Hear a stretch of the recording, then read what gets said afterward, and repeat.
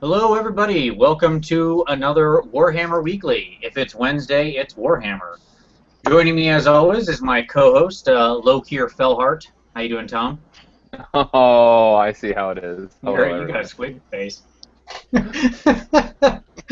Also joining us this week, coming all the way over from Narrations Lamentations, one of the boys, Skip the Warhammer Geek. Skip, how you doing tonight? I prefer the boy. The boy. Yes. Yeah. Yeah. Well, if recent shows were to be believed, because, Michael's always having computer trouble, I think that's probably true. It's that fine dwarven technology he possesses. You'd think you could get an engineer on that, start, rune up that computer to make it more reliable. I tried to send some peasants his way to help him out, but no. Trust a trebuchet. It's the Wi-Fi technology. The dwarves haven't mastered wireless yet. That's it's right. Still magic to them. There you go. All right, so well, thank you everybody for joining us tonight. We're going to talk about some new rumors, and we're going to talk about our segment tonight. It's going to be the good, the bad, and the ugly, an old favorite. And this tonight's going to be Dark Elves, so look forward to that. But at the top of the show, let's start off with some news and some rumors. And obviously, the big thing this week is we had a rather big sort of set of rumors drop. Now, we'll start out with just kind of some level setting before we get into that. With that we're still not sure. We don't have a hard date yet. Could still be July. Some people are thinking maybe it's the 13th. That kind of came around again. The idea that you would pre-order at the end of May. So maybe it's like a 2-week pre-order. Maybe it all kind of lines up. We don't know. And the trick with that is, the reason I restate that is because it's obviously what dropped is a bunch of mechanics hints for the next edition changeover, whatever it's going to be. And the trick with that is that if we're in July, that's pretty far out to have access to this level of detail on the rules.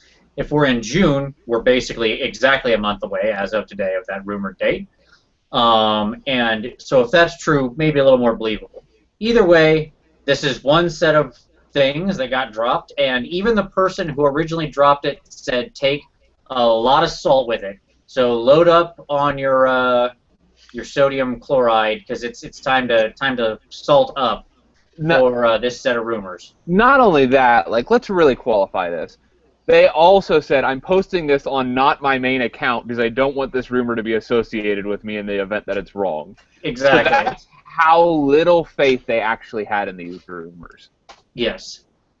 Now, all that being said, we're going to kind of step through them. We're going to take a little bit of time for this tonight. I know some people have already covered it. Paul K. talked about it some, and OB, Once Bitten, stopped in and actually did a little talk through it, which I thought that was great, bringing him out of the back to life to talk about some rumors. So check both of them out. I'll link to all the other rumors videos that people have talked about these rules below so you can get the full conversation on it. What we're going to do is, so here, let me level set on this. Could all of these be completely false? Yes, of course. We are going to think of them, there are two choices to me. Either these are true, or they're, completely. That is to say, it's somebody looked at the book and here's what they are. Or they're false completely. If it's only part of them are right, then it's just literally happenstance. Someone wish listed and just randomly got 1 or 2 right? But nobody who had access to some of them would then fill in the other 5. So, for the purpose of this discussion, we're going to walk through them and just assume they're true. Could they be false? Yes. And if you really hate them, hey, just believe they're false, and then they go away, at least for another month. So, now that level setting has been done, Tom, why don't you, we'll walk through each bullet point, and then we'll kind of discuss it real quickly. Sure. There's a lot of it, so we'll have to be fast, but start us off. We'll go through the wish list. Sounds good. So the first aspect of this is that they're suggesting that there are going to be 3 versions of Warhammer. This is a rumor that we've already heard. The first is, quote, the Age of Sigmar, is the skirmish-style game that's a 500 to 1,500 point game. The second is Age of Steel, which is our traditional Warhammer that we've been playing. And then finally is which would be effectively 8th. And then the End Times, which was the magic-heavy 50% Lords, Lore of Undeath, etc., etc. So 3 distinct kind of sub-rule sets they're proposing are going to come out of this. With that, they're proposing that there's a scaling magic system. So power dice, for example, when rolling up power dice, are going to be 2d6 default dice at 2,000 points, and then or 46 for end times, and then for every additional 1,000 points that you are playing on that you have on the table, you gain an additional d6 dice. So, for example, fielding a 4,000 point army would roll 46 wins normally, or 66 in the end times. All right, good. Let's pause. What do we think about this so far? Skip, what do you think about this idea of 3 different sort of methods of play? Like it, hate it? I actually like it. It's one of the things that was kind of on my wish list that we had discussed on the show before, that I would like to have an option for a skirmish game, to do something totally different. So as far as that's concerned, I think that's a good idea, because you can use the end times if you love it. You can stick with what you got, or you can go back and try something a little bit new if you haven't done Warhammer or anything like that. So I think if that's true, I'm going out and buying the book now. I'm completely with you on that. More time, love it to death. I've got to assume that Age of Sigmar type of game. Here's my theory on it. Let's, again, assuming this is all true, I'm going to get in that discussion. Mm-hmm. To me, the Age of Sigmar sounds like Sigmar's the guy in the void at the end of Archaon. And what we're doing is we're kind of rebuilding and forging the world. That tells me there better be some kind of narrative campaign structure baked into the rules, right? So you can actually build and grow your nations. What I would love to see out of this, now we're just totally in the realm of, wishing, but I would love, but why not? I would love to see the idea of, like, you start at 500 and you have a campaign type thing, right? I mean, even the base rulebook now has campaign rules and suggestions in it, so I don't think it's beyond the pale to think there will be campaign rules. But I'd love to see the idea of building it, and the idea that you are forming the nations that will be the new Warhammer world of your game, right? As you build your points and build your nations. The Age of Sigmar, the early age, when the world was yet formed, not yet formed. I wonder if they've been eavesdropping on our conversations about our new campaign. Could be. You never know. I don't want to read too much in between the lines here, but something I want to point out on these rumors, if we are to accept as written what's true, that the base dice is 2d6 at now a base of 2d6 up to 2,000 points. Okay, never mind. I was going to say, because what I would wonder is that if casters are going to be allowed in the sub 5 to 1,500 point world, is what I was going to ask if regarding that, but the wording here would allow it. So sure. Well, I would assume there's still magic running around, but it could be restricted. You never know. So yeah. Anyways, Go ahead, Skip. I was about to say, I wasn't too impressed with the 46 end times. We tested it out here and there. I hope they modify it a little bit if that's the way they're going with it. That I'm not sold on. I think 2d6 is fine. Yeah, and I like that it's been sectioned off, right? Because they're like, hey, this is this thing over here. You want to do that? Go do this thing over here, right? And it's in its own section, and yeah, whether you're playing in a tournament or in your basement, we go. We're not playing in that version. We're using this version, and it establishes a cleaner rule set for everybody to. Oh, okay, yeah, we're doing this one. So hence, I know that's what the rules are. Mm-hmm. Right. Yeah, it doesn't hold a gun to your head and say this is what you must do. Right. So for that part, yeah, I think that's pretty cool. All right. Good. All right, Tom. What else we got? What's next on the docket? Some are just some small dials. It looks like were turned. They said the number 6 spells all allow ward saves. I'm assuming what the implication there is all of the pits and the your dwellers and your bombs all allow ward saves. Yeah. Yeah, the stat checking spells seem to. I'm assuming that's what they're implying there. New magical items. They just say that some went away, some stayed, some new. That will be true. You heard it here. Yep. That is not a rumor. That is 100% true. Yes. Measuring functions like it does in 8th edition, so nothing changes there. This was a really interesting, very specific rule. Regeneration now works like a War Hydra. Dead models come back with a single wound on a 4+. I find that so hard to believe. It's interesting. Well, you shouldn't find it too impossible to believe, and I'll tell you why. Because that's how Necrons work in 40K. Okay, Necrons have a thing called reanimation protocols. and they start on like it's a low number. I think they start on like a 6 up for some and 5 up for other types. I don't remember exactly. It's been a long time since I even thought about playing Necrons. But effectively, when your troops die, you literally knock them over, and they sit there on the board until like you start your turn or the end of the combat or something. I don't remember when. Now it's happening in the new edition. And if there's an Overlord around, he can have a little orb, like the Orb of Reanimation, and they just Terminator themselves back up. And like he makes it on a 4+ if he's around. And like literally half your troops will just go and stand back up to life and rejoin the fight. So exactly if this is true, this rule set was designed while or in the same time that they were designing the new Alarial, who's granting regeneration to all allies within 12 inches. Yeah, sure. So she would be doing this. She would be your ultimate Necron overlord. Alarial is secretly a Terminator. I mean, that would explain her toughness 4. She's a robot. Sure. I like that. It just seems so hard for me to believe, like, especially if this is being designed in the same space at the same time. I don't know. Anyways, yeah, we'll assume that's true. It's a weird one. It is the one that stands out to me the most. Also, the most crazy big change to the way certain things work. Like a troll gets burned down, he stands up with 1 wound. That's a much less frightening troll. But a brick of plague bearers is way more frightening. Now, in the Necron example, when you fail your reanimation protocol roll, you're just dead. You're removed permanently, right? And assumingly that would still be the case here. But still, that's, I don't know. It's an interesting setup. Skip, any thoughts on the crazy regeneration change? Well, I mean, it would allow me to renew my excitement on the Seed of Rebirth. That's right. Hand out that 6 up. Yeah. I mean, unless Seed of Rebirth was just straight regen now. There you go, and it just lets you go on the 4 up. Everybody laughed at me. I'm like, yeah, Seed of Rebirth. You bought heavy into Seed of Rebirth stock, and it's about to take off. I did. I do feel like a thing called the Seed of Rebirth should be more than a 6 up regen save. That just doesn't feel like... The name doesn't feel like it's matching the fluff doesn't match the mechanics there. All right. What's next, Tom? So they're suggesting that lances are going to do impact hits on a charge. All right, let's just stop with that one. Let's go right. We don't need to go any farther on this one. So, 3 interpretations. This is what I love about this.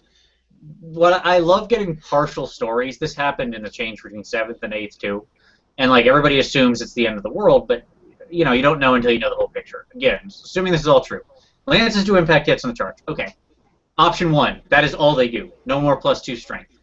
Right? So when you charge in, the models who can, let's say, attack are in the front rank or something like that, because it'd be front rank if it's impact hits. Do impact hits at the unit strength or something. So like 3. So you'd like non-Bretonnian cavalry 5 strength 3 impact hits, and that's it, right? Like that's all they do instead of attacks. That's option 1. That's probably not true, but I'm saying that's an option. That would be terrible. Automatic strength 3 hits. Look out for those 5 spearmen coming in hot. All right. Option 2. It still adds the +2 strength, gets rid of the attack, but your impact hit takes into account. So effectively, a unit of cav hitting the side. Or hitting your unit, just does 5 automatic strength 5 hits, if it's like strength 3 cav, or whatever. Okay. Option 3, it does still grant the +2 strength, and it still lets you attack, and it lets you impact hit at either strength 3 or strength 5. The farther you go down this road, the power level on one end of this is like awful, who gives a crap, that's terrible. The power level on the other side is like, that's pretty decent. If Cavs were charging in and getting 5 free strength 5 impact hits, that's not nothing. So, like, to me, you can't judge anything without seeing the rest of the rules. Well, it makes sense that you're going to do something extra when you hit at a full galloping charge with the lance. I mean, my love for the ogres. I mean, they get impact hits. They're not lances. They just run over people. Horses, they're coming in. This is what they're designed to do. Yeah. Absolutely. And ogres get impact hits because they're fat guys. Yeah, that's the explanation. I wonder if it kills the attack on the horse on the charge. Like, so, for example, So, like, on the charge, you get the impact hits, but you don't actually get the horse attacks. Sure. Mm-hmm. And then Even at strength 3, if that's all I was trading, I'd make that change. I would trade my 5 horse attacks. Like, you know, I'm just going to talk in terms of like generic cav. I would trade my 5 horse attacks for 5 strength 3 horse attacks any day, or 5 strength 3 impact hits any day. Yeah. And I would think that you would treat the Bretonian Lance formation kind of like the extra impact hits that ogres get on an ogre charge. You know, I would do something like that to give that bonus for, you know, because that's what they do, you know? Yeah, I mean, I've got to think that in my head, however the impact hits, however that shakes out, the lance down the sides generate the impact hits. Same as, because those models are effectively treated as in base to base right now. Right. Mm-hmm. They get their full complement of attacks. The horses get to kick. You know, the whole deal. It'll be interesting to see where the rules pan out. Like if it's like how compatible it's actually going to be. Yeah, sure. All right. Very good. Spears are +1 strength if they hold against mounted units. Yeah, this has been floating around in the ether for a while. I mean, on one hand, you go, it's so wish listy. 100 people have said this on forums. On the other hand, 100 people have said this on forums. Maybe Games Workshop actually was like, hey, it's not a bad idea. We should do that. Spears are pretty crappy right now. I'm pretty sure they know that too, because everybody universally knows spears are terrible, for infantry at least. Yeah, seems possible. I mean, whatever. It gives spearmen some purpose, some minor purpose. Yeah, it's true. So next one is always strikes first has changed. Period. Units that charge get always strikes first versus the unit that they charge. Yes. All right, let me talk about this real quick. I think everybody else who's talked about this has thought of this wrong. Everybody else who's talked about it has seemed to interpret it that always strikes first has changed. That's a sentence in here. The way it has changed is that units that charge now gain ASF. I don't think that's right. I think those are two separate sentences. ASF has changed, but we are not being told how. It has changed in some way. Corollary, units that charge gain ASF. Okay. So Tom, would you like to give your guess for what ASF has changed means? Yeah, I think that it's gonna mean ASF. You know, and we had talked about this of like the proud nails. And my big one, I think it was maybe we were talking proud nails of high elves or just in general. And in my proud nail was I think ASF should mean ASF. It shouldn't mean rerolls if you have higher initiative. And I think that that's what we'll see is ASF is getting thrown around more freely because anybody that charges is going to get ASF now. Right. I think what it's just going to mean is it's going to be striking initiative or striking order. Yep. That effectively it'll become like first strike in Magic, right? It's not. It's just it happens first. Your ASF, you strike first in this outside of initiative phase. It's like ASF attackers, initiative counts down, ASL attackers, right? Yep. Well, that would make sense, and that would give, if you have like eternal hatred, you know, now you would get the rerolls from that, but not just from ASF, because I've never really understood why they have ASF and eternal hatred. Right. Pretty much the same thing. Yep. So. Yeah, and it's going to be really painful. You know, I was talking with this with Vince earlier. I think it's going to be painful for high elf players if that's the case. If everybody's sitting on ASF, I think it's going to potentially be painful for high elf players. Yeah, and just to be clear how that would interact, let's assume elves all keep their ASF. Clearly then what would interact is everybody would be going silent, right? So like if some Empire Knights charge a block of high elf spearmen, I don't know what's going on there, but I don't know who's playing that. But if that happened, everybody would attack simultaneously, right? Like that's what the story would be. And I can tell you who's going to win that fight. Well, not the crappy spearmen, I'm sure, yeah. But again, they're spearmen. Hey, but they get +1 strength on that hold, so that means those Empire Cav are saving on a 2-up only. Yeah. All right. Yeah. Anyways, so fear as it currently is now, but tests are at -1 leadership and terror at -2 leadership. I like this a lot because fear is generally nothing. Right. Like, you know, I mean, there are certain armies pay a lot for having fear and things like that, and it doesn't really do much. Like, it's the unusual story when I listen to a battle report, and you hear it in the way people say it when they're battle reporting it. They're like, he actually failed a fear test, right? Like, that's kind of how it gets said. So it's just this random, very strange thing. And, putting it at -1 doesn't seem like a big deal, but it kind of is. Like, you still get to use your general, you still get the BSB, all that crap. But just moving that number down 1 from 9 to 8 or 8 to 7 is a really big deal for moving the math around. And terror becomes pretty terrifying if it's checking at -2, especially for big monsters charging into things. If terror checks are still around, where like I charge you, you gotta take a terror check. A dragon coming in out of there. I'm saying a dragon coming into like a block of goblins or Skaven is going to be a problem. Yeah, goblins and Bretonnian peasants do not stand when dragons charge them. That's what that story is going to amount to. How you like that leadership 4 test? Ho. See you later, guys. Out of there. That's why you always put a paladin in there with them. Absolutely, you got virtue of empathy, right? Mm-hmm. There you go. So killing blow, the base killing blow is going to do a D3 wounds now, and hero killing blow still kills everything. Characters riding monsters have a merge profile. We've already seen this with End Times.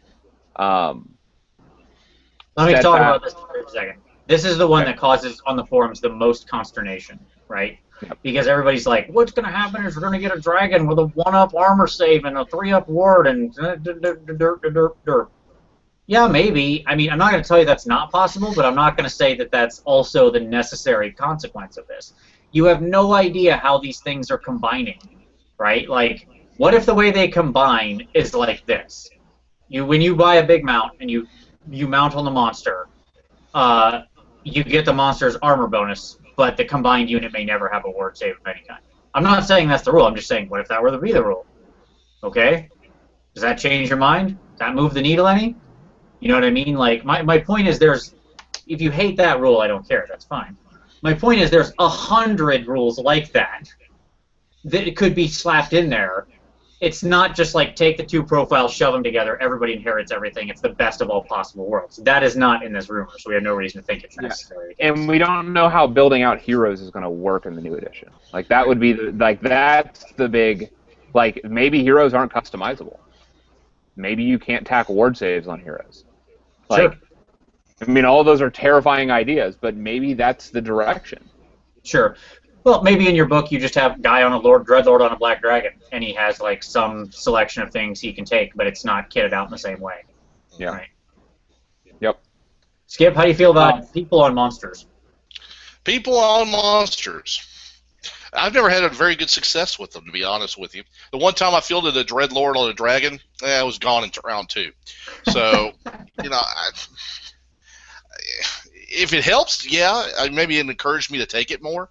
Sure. Let me tell you why you should be excited for this, Skip. Because if Heroic Killing Blow is still Heroic Killing Blow, which this rumor said it is, now there's just one big thing for your Bretonnian Lord to strike down. He doesn't have to waste time with 2 models. Just one hit, one kill, baby. Yeah, but, cannons, Michael is always, he has like 10 of them, I think. He just, different colors for different occasions. He just keeps pulling them out. I'm so over cannons right now. You're attacking like Karak, Kazim, I don't know. Some dwarven stronghold. Karak 8 peaks, that's the thing, right? I don't know. You're attacking one of those mountains in every battle. It's full of It seems like it. Mm-hmm. Gotcha. Well, stay tuned, because as we go through this, the incentive to actually get some monsters out there and brave the hail of cannonballs may increase. All right, let's keep going. Steadfast can be lost with a single rank of 5 in the flank. Units cannot be steadfast against anything that can thunder stomp them. That is a fascinating little snippet. I know Ant from the Sustainable Center has long said that he thinks that, like, flanking should, if you're disrupted, which is what that 5 model thing is effectively pointing to, that if you're disrupted, you should also lose your steadfast.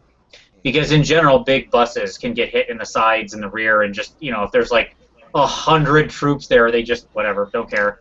neat, I lost by 20. So rerollable 9, yeah, I'm good. Next. You know, and there's just whatever. It's irrelevant. Your people will the odds of them breaking are so out of the box. I don't have the math of failing a rerollable 9 or 10 right off the top of my head, but I'll tell you it's not high. It's doable, but it's not high. It's probably in the sub 2% range. Certainly on a rerollable 10. And the units cannot be steadfast against anything that can thunderstomp them. That's kind of exciting. And this is something we said earlier, Tom. A lot of people decried this as like the end of infantry on the boards. You know, you can't say that because you don't know what else is here. So who knows how good infantry is? What we have is what's here. But here's what I do know from what's here. Monsters, as they exist right now in the game, are rocks without any scissors. That's what I'll say. Barring a few very specific hyper-killy / defensible monsters who have utility uses. So like the Chimera who can fly and is regenerating and generates like 18 bajillion attacks, right? The Frost Phoenix who's granting always strikes last, -1 strength. Exactly. Really beyond those two, I mean, I don't think of monsters as being super competitive choices. Because most of them that are just aggressive and can't be tough, the reason you don't take them, yeah, they're not tough, but the reason is because they don't really gain you anything.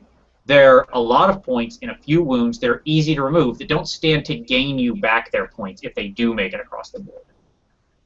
Whereas now, if they can charge into a unit and deny it steadfast and start swing with clubbing all day long and just knocking, you know, halberdiers akimbo, you know, suddenly there's a reason why you might want to say, all right, I'll take the chance of losing this 200 points because if he gets in there, I'm gonna break them scissors with my rock. So I think that's actually kind of a sexy thing from my perspective. And if you go back in a little bit to the steadfast with the single rank of 5, that helps out the Empire as well because of the detachment units. You know, that gives them another reason to take detachments because now you can plow into the halberdiers and then send 5 spearmen against them on either side. You lose steadfast. So that makes you think, maybe I don't want to charge into there anymore, you know? I completely agree. I would love to see detachments actually used. I remember playing the Empire back when they first introduced detachments, which was like 5th or 6th edition, somewhere in that range, and I loved it. I was like, this is the coolest thing. My little guys can countercharge. It felt like real military tactics that something like the Empire would use. But you never see them right now because it's effectively like, it's worthless. Who cares? Like, what's it going to do? You're just feeding extra combat res, really, is all it ever boils down to. Right. You know, John, real quick, I just want to make a comment that John Crayer said that ASF and some of the other things we've been talking about, you know, ASF on the charge and some of these other things we're talking about, especially like this denying steadfast, puts a lot of emphasis on the movement phase. And I think that's really true. A lot of people talk about how the movement phase and being smart and moving tactically and thinking is something that they get a lot of value out of, you know, as a Warhammer, that's what sets Warhammer apart is a complex movement phase. All of these things, the way they're interacting, to me, says it's more important now than ever. You got to have your flankers ready to go to get in there to end that combat. You got to have your chaff ready to block off them from getting into your flank and stuff like that, right? Yeah. All right, what else we got? 2d6 scenarios and a much broader terrain chart, interestingly enough. Thumbs up all around. More scenarios, more terrain. Yep. Nothing bad to say. Models lose half their charge roll distance if they clip terrain. Think of it as a toned-down 7th edition terrain rules. Though dangerous terrain is still in effect, 1s to wound for models that make dangerous terrain tests. New building rules, though they still look bad. So that tells me that this might actually be legitimate rumors. Combat resolution outnumbering is back. Do you want to talk about that at all? Yeah, absolutely. I want to hit that real quick. I am very happy to see outnumbering come back. I always liked outnumbering. I thought it was a neat benefit to have +1 to your combat res because you outnumber the enemy. I don't want to see auto braking. I don't want to see auto braking when you lose combat to an outnumbering enemy that causes fear. That was a thing at one point in time as well, and that was never fun. you have a bad round of combat against a unit of zombies, and suddenly your whatever it was, your greatsword suddenly take off and run the other direction because they happen to be outnumbered by. I mean, given it is The Walking Dead, but still, like with no check. That's how it used to work. So I like the +1, and it also pushes a little weight back on infantry, right? Because it gives them an extra little +1 to combat res that infantry are going to tend to gain over other things. Certainly, they're going to outnumber monsters. Yep, and most of the time they're going to outnumber cavalry. Right. Exactly. So I think that's kind of cool. I like to see there. It feels like these. What I like about this whole set of rumors is that it feels like there's a lot of tension, like we're playing with the rock, paper, scissors. That's why I like this set, and for the moment, I will choose to believe it's true. If it proves to be false, I don't really care. No skin off my nose. But I will choose to believe it's true because I like the thing it's playing with there. They're playing with the incentives, giving different units that might have, or unit types that might have needed some love, and we're really playing around with the rock, paper, scissors game. That's what I feel like. Yeah, I mean, it shows intentional design, actually. Like, you know, it reflects there's a degree of game design that's going into what's happening here, which could point towards, I don't know. It could point towards legitimacy or not, depending on how faithful or how skilled you think GW's game design is. Right, and traditionally, to be fair, their edition changeover rules design has been very sharp for fantasy. Like, every edition has generally tightened and improved the rule set. That is pretty true. And that would seem to hold true with this as well. Yeah. So, and then the only other thing was holding table quarters is back, which, yay, good. I want to see more victory points or something for holding table quarters as a default assumption. So that we've talked 100 times, and Skip, I know you've talked about this, and you guys on your show, and I've seen 100 battle reporters, people talk about it, of clearly we need something besides all you need is kill. Yeah. So anything that adds to the game, instead of just having it all a brawlers tournament, you want something to not taking anything away from brawlers. It's fun, but you don't want to do that every day. Exactly. Yep.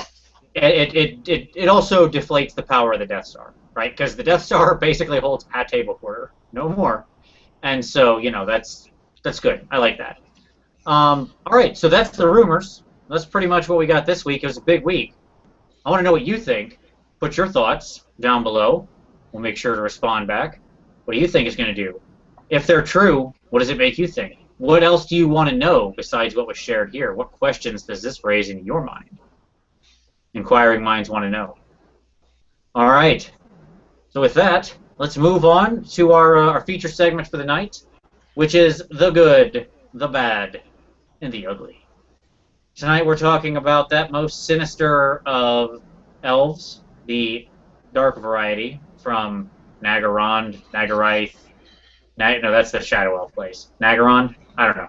Whatever. They're from North America. If you've ever looked at a map of the Warhammer world, they basically live in North America. Okay? Like, the Warhammer world is the most blatant, pathetic ripoff of the normal world I've ever seen on the map. And, yeah, so, and, like, the witch elves, like Hagrond or whatever, is, like, in Phoenix, kind of. That's about where that is. So, I don't know, make of that what you will. So, let's talk about the Dark Elves. Good, the bad, and the ugly. We'll start out with the good. We're going to go around in circles, kind of talk about what you think. You can define these terms however you like. Good on the table, good model, good whatever. I don't really give a hoot. I just want you to know what you think and why you think it's good. So, Skip, starting with you, and your good for the Dark Elves. Lots of choices in each of the categories. You have, if you want to go with an all-nautical theme, you can. If you want to go straight out big combat blocks, you can do that. It has a wide variety of things you can choose from that are 98.5% all good. There is 1.5. We'll talk about him later. All right, I like it. Yeah, I agree. That's one of the reasons I think people view it as a top book. It does have a depth of choice, right? Like, there really are good competitive choices in most of the slots and most of the types. Yeah, I agree. I think that's great. Tom, what's your good? I could do units. I could do, like, there's just so much. There's a reason. Pick one thing. I know. There's a reason why I think Dark Elves are at the kind of arguably at the top. I mean, there's just so much good going on there in so many different ways, and there's so much like that's mediocre, that's considered mediocre in the Dark Elves. That's actually pretty good. Like Corsairs would be a fantastic example of this. Like these are 4-up infantry that have ranged attacks. like Yet they're just meh in the Dark they're Elves. like, yeah, maybe I'll take Corsairs. Nah, we'll do more Dark Riders and Witch Elves. There's just so much good. All that to say, I'm actually going to say that what I like about them the most is their look. Like, I know that sounds really weird. It's a unified army. Like, when I see a Dark Elf army on the table, like, it feels like a Dark Elf army. Like, there aren't elements about it that don't feel... I mean, everything has blades on it. I mean, their lunchboxes have blades on it. Yes, I mean, I love that story. Yes, I mean, they've done a good... Like, visually, it's a very compelling army to me, and it's very distinctive, and there's a number of elements that are distinctive, like the sea dragon cloaks and obviously the blades, and just like it feels when I see an army on the table, a Dark Elf army, it feels like a unified force. No, I think that is good. Yeah, the lunchbox joke. If anybody played Warhammer online, there was an elf camp of Dark Elves, and they had lunchboxes that had giant blades coming off of them on all sides. These guys are like keeping Gillette in business with all the razor blades they buy, and probably Band-Aid for all the cuts they have constantly. But I agree, like, they do have a very set aesthetic. I like their, the masks, right? Like, a lot of them have, like, the Sisters of Slaughter and the Executioners. They have these they just have such a solid aesthetic. And from a distance, you can look at them and go, Dark Elf. You don't confuse them with the other elves at all. So, yeah, I like that. All right. Sweet. Very good. So my good. My good is going to be the Witch Elves, and I'm not going to pick that because of their quality as a unit. I could care less. Like, if they were reduced to 1 attack at weapon skill 2 and strength 1, I would still label them as good. Because they are the sexiest, most beautiful models that Games Workshop has ever produced. And painting each Witch Elf should be a labor of love that is carefully... As you carefully run your brush along her supple form, you should think carefully about what you're doing. And so that's why I picked the Witch Elves. They're beautiful models. There's no question about that. Yeah. You can't go wrong with a hot coven. That's right. Exactly. Expensive as all get out, but that doesn't... Whatever. I don't care. They're still beautiful. Beautiful things are expensive. That's the nature of the world. All right. So let's go to the bad. All right. Skip. What is the bad? My playing of the Dark Elves? Well, does that count? That doesn't count. That's not universal. Okay. Regardless of how true it may or may not have been. I don't know. I haven't been impressed with either monster, with the Hydra nor the sea creature, the Charybdis. I would say, just looking at it, that would be the first thing I think of is, I think there are better monsters out there. Yeah, I would honestly tend to agree with that. I mean, Tom, obviously you've put them in armies where you've stretched to make them work, but I've got to think, like, on their own, just a Hydra, I've never been that impressed by the thing. I love them. I'm sorry. They're cool looking models. Now maybe it's because I'm throwing them in armies with Alariel, who's granting like regen and ward saves and everything in a radius. That could happen. And refilling their wounds. Yeah. Automatically. Yeah. Automagically. Yes. Yeah. That's true. Fair enough. All right. Tommy, what's the bad? Okay, so page 90 of the Dark Elf book. I'm going to invite anybody that has their book out to crack this open, okay? So this is page 1 of the core units. And it's Dread Spears, Bleak Swords, and Dark Shards. Now, Dread Spears and Bleak Swords are literally identical. Down the line, they are identical units, except one has a hand weapon and one has a spear. Why could this have not been one unit?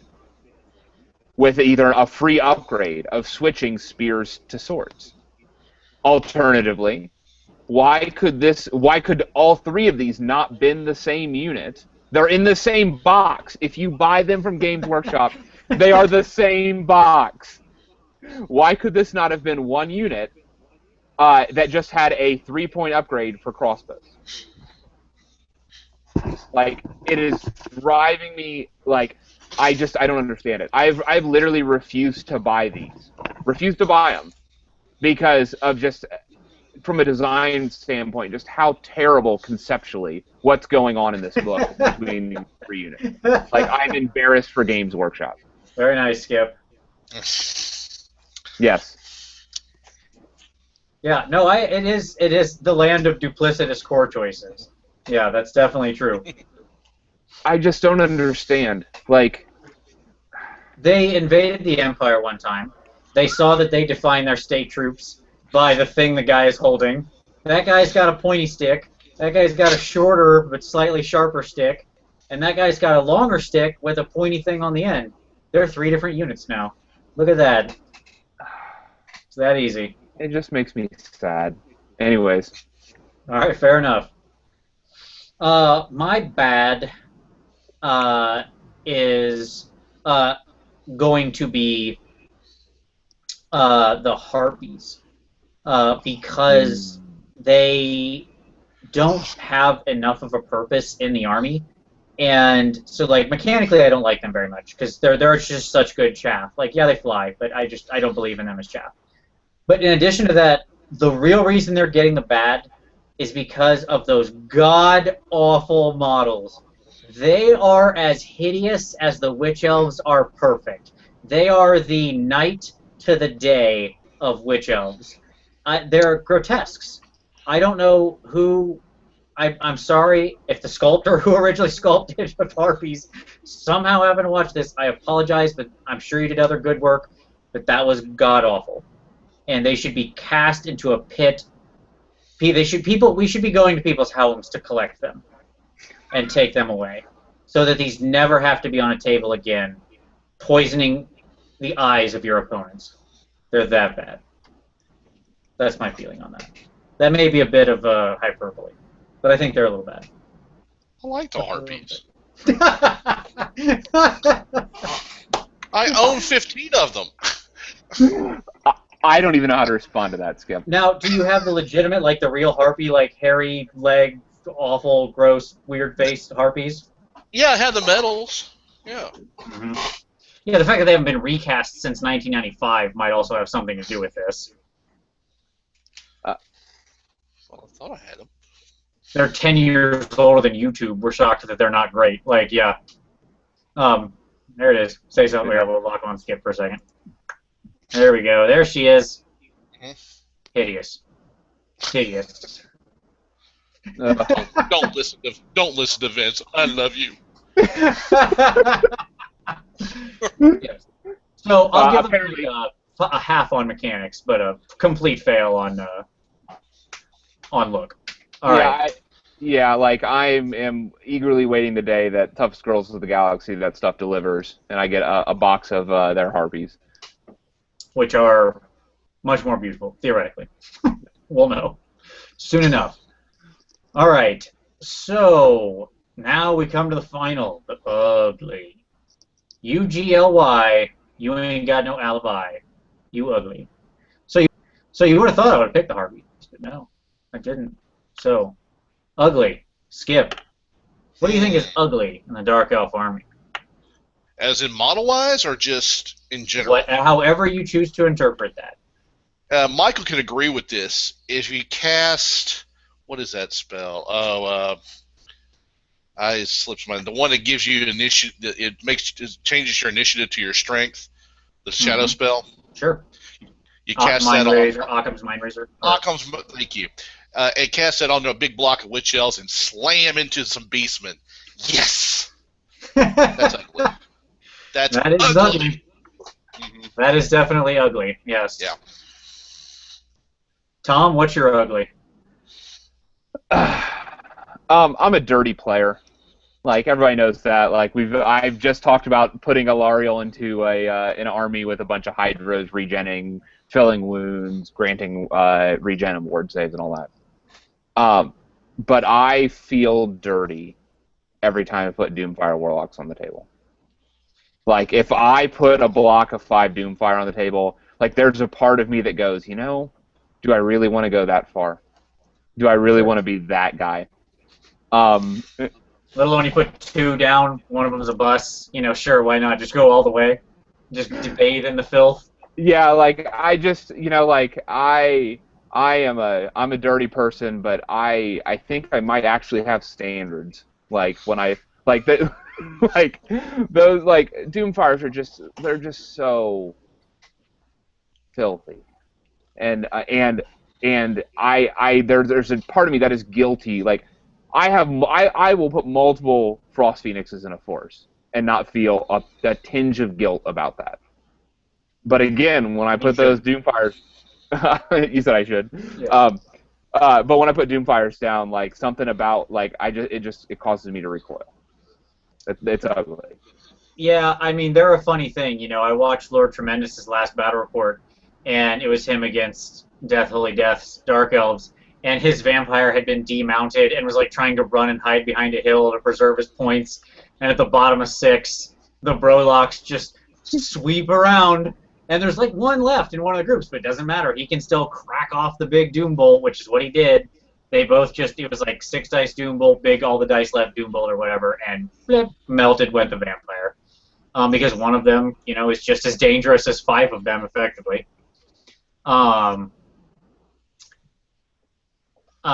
So, yeah, I mean, I can get behind that.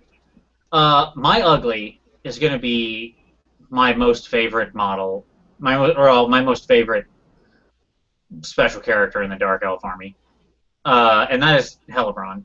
I love Hellebron. I don't know why people ever complain about her. I think it's ugly what she does to units that she touches, and I love everything about her. I think she's perfect.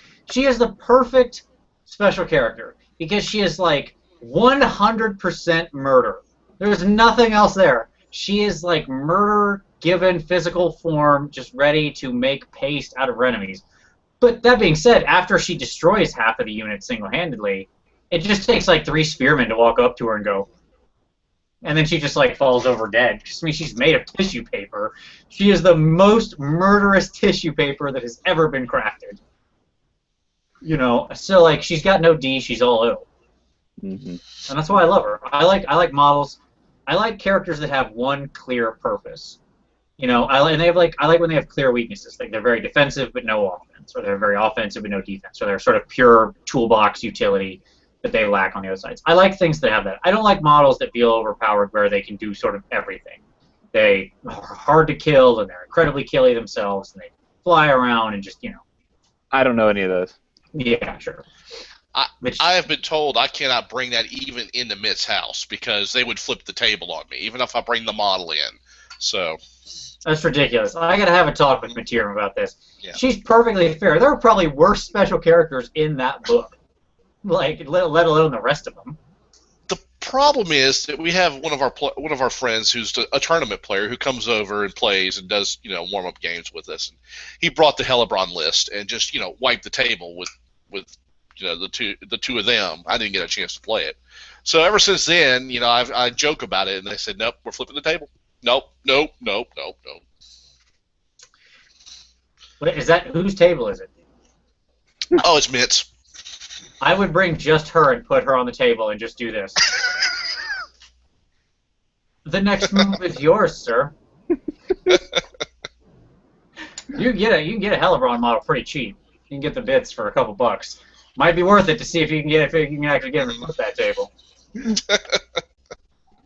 All right. So very good. That brings us to the end of the good, the bad, and the ugly. And of course, we want to see your good, and bad, and ugly of the Dark Elves. So make sure you put those below. We continue the conversation. And I realized in my sort of taking up the rumors that we had kind of skipped some hobby time, but that's okay. We can just circle right back around to it now. So, Skip, are you working on anything right now? What have you been doing? I actually have picked up a few of my wood elves, getting ready for the new campaign, and I started painting some Way Watchers.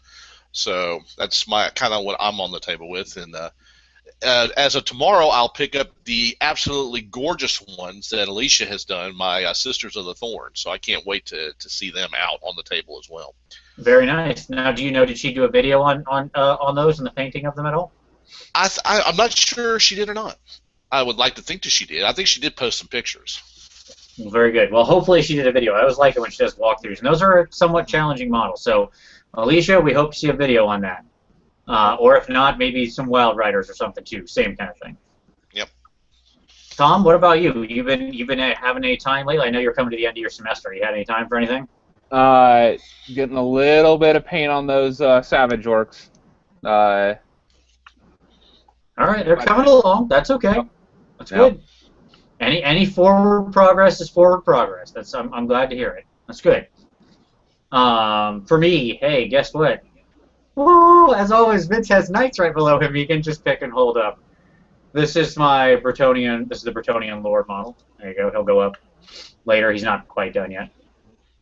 But he's about the last couple of Bretonnians. It's getting down. I know I say that every week. I'm going to be saying that for like 2 more weeks. But it's getting down there. That and I was working on the weekly challenge of the non-metallic metals for my show with Paul on Friday. It was silver or steel non-metallic metal. So that was a lot of fun. That skull cannon, that was an interesting challenge for the Sky Earth non-metallic metal. I highly recommend if anybody's interested in doing a chrome effect. That is worth looking up. It's a pretty cool thing. It does take a long time to paint. But it's totally worth it. All right, let's move on to some questions from the show. All right, so Nicholas Bolaire tells us that he can't believe that there's any ugly, that they even have a special rule about how hot Marathi is, that their king's mom is the hottest babe of Warhammer. I do not think Marathi, I mean, like, if you're into goth chicks, she's like the hottest chick in Warhammer. But I don't know, like, I couldn't vote her. She wouldn't be getting my top vote. Really, Vince? Really? No. Yeah, really not. No. No, I would vote Hellebron. Absolutely. I'm not even in that army. There's other, like, just in that army, I would vote Hellebron hotter. She would come in, bathed in the blood of enemies, and you had me at blood of your enemies. I love it. It's great. But Nicholas goes on to say, Brolocks. Oh, so here we go. Universally maligned, but are they just jealous? All right, so are they truly as good? Well, Tom, you said you feel filthy just for kind of, like when you put them on the table, you take them, but you got that like, feeling. Skip, what do you feel about the Brolocks? Another shameless plug for Alicia. She painted my Brolocks as well, so I love them. I've had good success. When I have success with the Dark Elves, they have involved the Brolocks. I'm not scared. Fair enough. Let the haters hate, huh? Mm-hmm. All right. I mean, like, so you set them on the table, and you're like, oh, the game's going to start. Oh, wait, I get to move these guys because they're like Cav. And, like, it begins before the game even starts. They're flexible, they're throwing around spells with impunity. Who cares about miscasts? Like, they're just so good. They have range damage, they have debuffing. If you have to get them, if heaven forbid they have to get a melee to come in as a flanking force, here come 15 poisoned attacks with another 5 horse attacks. I mean, or not 15, you know what I'm saying. 10, 11, yeah. I got you. You were talking about the whole unit. Yeah. Yeah, no, I agree. They're pretty good. I think I like them. I don't honestly think the problem is with the Brolocks. I think the problem is just with how easy it is for Fast Cab to sort of effectively cheat in the game. Right? Like, the way it's so easy, it's such a joke for Fast Cab because you can leadership out of march blocking, and because you can just go and shift form 100 times in how you're moving, so you can go into single file. Like, if you've got a 3-inch gap in your lines, they can be anywhere they want around you. So they're very hard to box in. I don't think there's anything innately broken about them. I think it's the combination of their abilities with how forgiving the fast cab rules are. They're certainly at the topper end of the spectrum for fast cab, but you know, I think that it's because they have the access to those rules. That would be my feeling on it. And then finally, this one. I've been waiting for this question. Very excited about this thing. All right, who's ready to kick somebody in the teeth? Black Ark Fleet Master. Let's talk about this steaming pile. All right, so this guy is a lord, and just to level set very quickly, he has one less weapon skill, one less ballistic skill, one less initiative, and one less leadership, and maybe one less attack. I don't remember that for sure. Than a Dreadlord, than just like the Lord of Bad Elves. And he is 15 points more expensive, which I assume is buying that additional hand weapon and Sea Dragon cloak, because he gets those automatically. He has no mount choices, no additional gear choices, nothing, and 50 points cap of magic items for a Lord instead of the normal 100. Why does this thing exist? His special rule is that if he wins a challenge, or if he's still alive, I guess. Not that he has to win, he has to not die, I guess. He makes the unit unbreakable. Well, who, for that turn only, who, my God, how much am I paying for that? I mean, it's clear that he has an imported stat line from the Master. Like, it's a Master stat line, like the hero, the generic hero stat line, with one more wound. Yes. I don't even know where to start. Like, it makes my head hurt. Like, he doesn't even have 4 attacks. He only has 3 attacks. Yeah, so he does have one less attack. Yeah, like... This guy feels like a misprint. Like, he really felt like he was supposed to have 2 wounds and be a hero. Yeah. And be like 50 less points. Yep. I mean, this guy is bad. Like, he doesn't hold up on the comparison to a Bretonnian Lord. And I'm not even talking with Heroic Killing Blow. And that's not a great comparison. You shouldn't stack up to that. Skip, Black Ark, Fleet Masters. Go. The model itself, I think it looks okay. Yeah, that's the tragic part. Right. That's the tragic part. It's a nice model. Yeah. I would use him as a Dreadlord, counts as. Yeah. But otherwise, steaming bag of poo. Yes. Yes. It really does. Like, I'm not saying that everything in the Dark Elf Force needs to be, like, unbelievably crazy. But he is just so patently, clearly bad. I mean, it's not even like, you don't even have to think about it. You just read him and you're like, this is a misprint, right? This isn't supposed to be here. Like, it feels wrong. To the core of your being, does the Black Ark Fleet Master feel wrong? Neat backstory, too. I would say that. Like, if you read about, kind of them and their personality and stuff, cool stuff. The Black Arks are cool. It's such a cool concept that have been to drop the ball on. Right. Just take Fellheart. If you want to look cool, a cool leader of your Corsairs, just put Lokir in there. There you go. Old Squid Head's ready to go. Absolutely, yeah. He'll lead you out. Yeah. And yes, in that same question, Nicholas said, "Will Skip the Warhammer Geek take one in his narrative campaign? And if he does he get an extra bonus to make up for his obviously handicapped choice?" I'm one for shooting myself in the foot, running through dangerous terrains and everything like that. Even I would not make that big bad decision. That's and good on you. Absolutely. Yeah, he is god awful. Like, boy, is he the worst file. I don't get it. So there you go. I mean, proof that no book can be perfect. Even the Dark Elves, who have so many wonderful choices in every section, they get a stink or two. But it doesn't matter because they got 20 other great ones in there. All right. Well, that brings us down to almost 9 o'clock, so it is about time we end this show and let Skip get off to his other commitment for the evening. So, gentlemen, did we have anything else to say before we close out? I want to say thank you for asking me to come on without my entourage, Mitt and Michael. And, Absolutely. It's so nice not being trashed on the internet. Kind of like I get trashed all the time, trash talked all the time on the show I'm about to go to on Material's channel, by the way. So, that's right. Everybody should be flipping over to Narrations and Lamentations after this. You don't have to worry about that, Skip. I have Tom here for that, so you're good. But it's been a pleasure, and I love the show, man. I don't get to watch it live, but I do watch the reruns of it, and you guys are doing a great job. Well, we are glad to have you, and you are welcome back anytime. And I will commit to you this: if there is ever a new sort of Bretonian release coming out, you will be the first guest I contact back on the show.